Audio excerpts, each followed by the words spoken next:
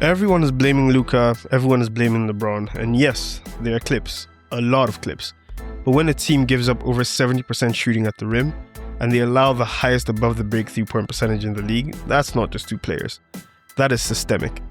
So instead of pointing fingers, let's actually look at what's happening on film. Because the Lakers defense has bigger problems than just Twitter clips. Right now, the Lakers are bottom 10 in defensive rating in the NBA.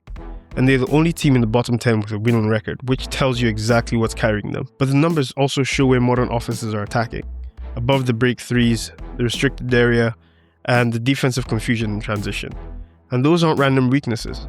Those are the most valuable shots in basketball. And when you consistently give those up, it's not bad luck, it's habits. Coaches always say 50% of defense is effort. And the first sign of effort? Getting back on defense. The Lakers struggle here constantly. Marcus Smart loses the ball trying to post up. Everyone else sprints back, but Jackson Hayes pauses, just for a second. And that's all it takes. Cleveland sees a 5-on-4, and it's an easy layup.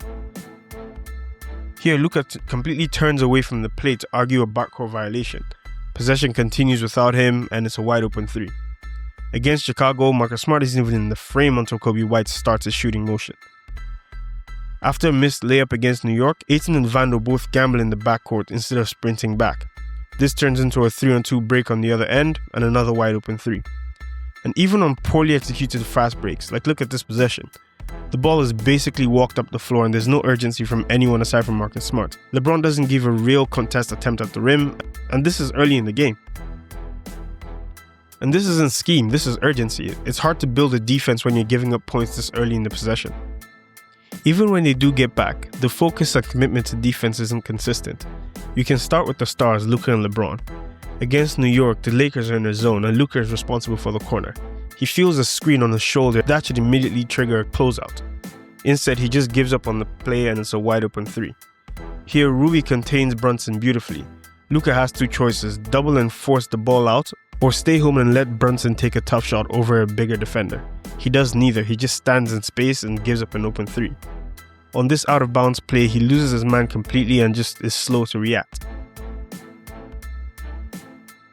This screen is slipped and it could easily be a switch, but Luka just gives up on the play before anything develops and another open 3.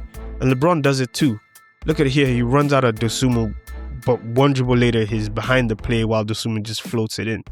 And against Cleveland, instead of contesting, he just tries to sell this offensive foul and Mitchell gets another clean 3. This isn't about age, this isn't about talent, this is about competing through the possession. The concerning part for the Lakers is that teams know they can involve Luka and LeBron in actions and exploit their lack of awareness. Early in the game against Cleveland, they run a simple two-man action involving two non-ball handlers, and somehow it still produces a wide open 3.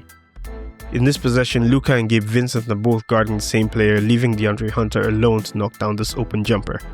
And this time it's LeBron and Ayton who double Kobe White on an out-of-bounds play, and there's no communication, easy dunk for Vucevic. Watch LeBron here. Luka and Hayes contain this pick and roll perfectly. LeBron helps at the nail but never communicates. His man is now left wide open for the 3. Good defense is talk early and often, and the Lakers are late to react and quiet. This isn't just the stars' issue. The rest of the team also has a part to play in this. Smart and Hayes are guarding this 1-5 pick and roll, and I'm not sure what the plan is supposed to be. But both guys follow Vucevic, leaving Kobe White wide open, and to make matters worse, neither of them is in rebounding position. Against New York, Bron and Luka actually give good multiple efforts in this possession. Rui and Ayton help on the first drive, rotations happen, but Rui stays glued to Cat in the paint instead of recovering to his shooter in the corner, and splash. Or here, LaRavia follows his man into the paint, then just stops and gives up an easy layup. Against the Bulls, there seems to be some confusion along the key, Smart guarding two players, and I'll put this on LaRavia and Rui for not communicating on their matchups. And this is just awareness mistakes. There are moments where you see a breakdown in this team's defensive principles as well. Against the Knicks, Ayton offers zero resistance at the level of the screen. LaRavia gets beat, and Luka can step in earlier, allowing LeBron to split the difference on the weak side, but no one rotates and it's an easy layup. Against Chicago, after a pick and roll, one of Luka or LaRavia needs to bump Vucevic out of the lane. Instead, both guys are in the paint and open 3.